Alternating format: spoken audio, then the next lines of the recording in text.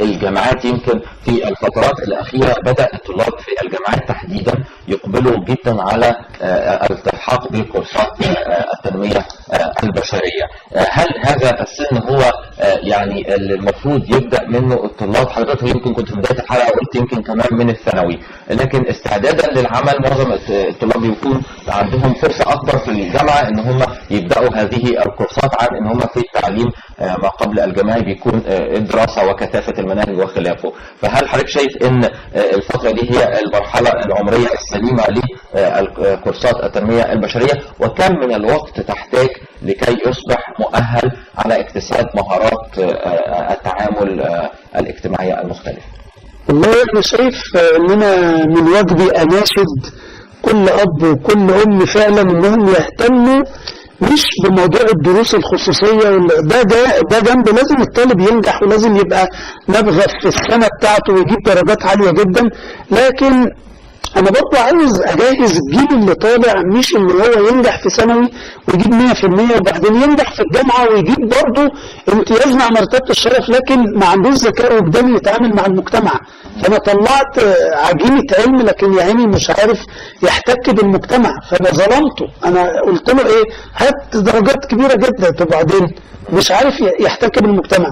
يحتك بالمجتمع دي معناها انه يدخل بقى في الدورات التدريبية اللي كنت حضرتك استاذ ياسر بتقول عليها، هو يعرف مهارة التواصل طب انا هخرج اشتغل ايه، طب ايه طبيعة شغلي، طب هل انا اتدربت قصاد علمي الجامعي مع علمي الجامعي اشوف السوق بره عايز ايه، هل انا عرفت اتعامل مع المدير ازاي، ولا انا هخرج بيني وبين المدير صحوبيه ومش عارف اتعامل معاه من مدير لموظف.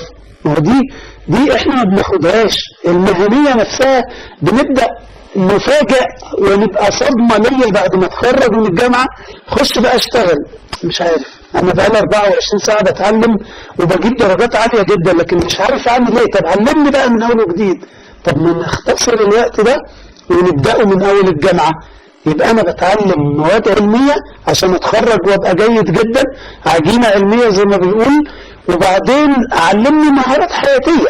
يعني علمني بقى دورات تدريبية أعرف أتواصل مع المجتمع إزاي، أعرف أخد ودي منه إزاي، أعرف أتعامل مع زمايلي أعرف أريبورت لمديري إزاي، أنا يعني أكلم مديري إزاي بنفس الصيغة اللي بكلم بيها زميلي، طب بنفس الصيغه اللي بكلم بيها ابويا مثلا في البيت بكلم وهكذا. دي اسمها دورات تدريبيه سوفت سكيلز، يعني اللي هو في التنميه البشريه او موارد بشريه. دي دورات تاهيليه بتخلي الطالب اول ما يخرج يبقى جاهز، انا جاهز شيلوني. واحنا شايفين دلوقتي ان الدنيا مستنيه الجيل اللي طالع ده هتحمل عليه وهتحمل عليه كتير جدا. فالجيل لو هو طالع تقليدي زي ما جيل طلع قبل كده يبقى احنا ما غيرناش.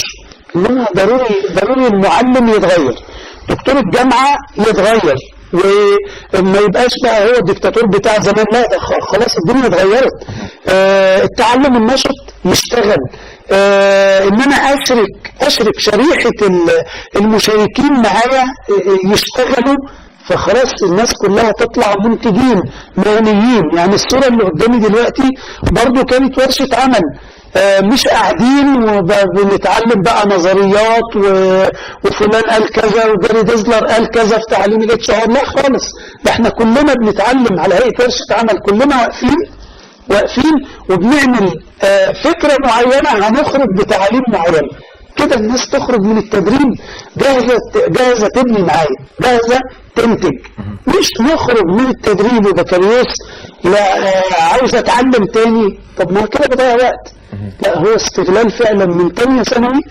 احنا جربنا التجربة دي على حاجة اسمها المدرب المعتمد وتنمية بشرية على طلبة ثانوي، كانوا بصراحة فرقت معاهم كتير جدا. يعني السن ده مش صغير، السن ده بدأ يدخل في مرحلة الرموز.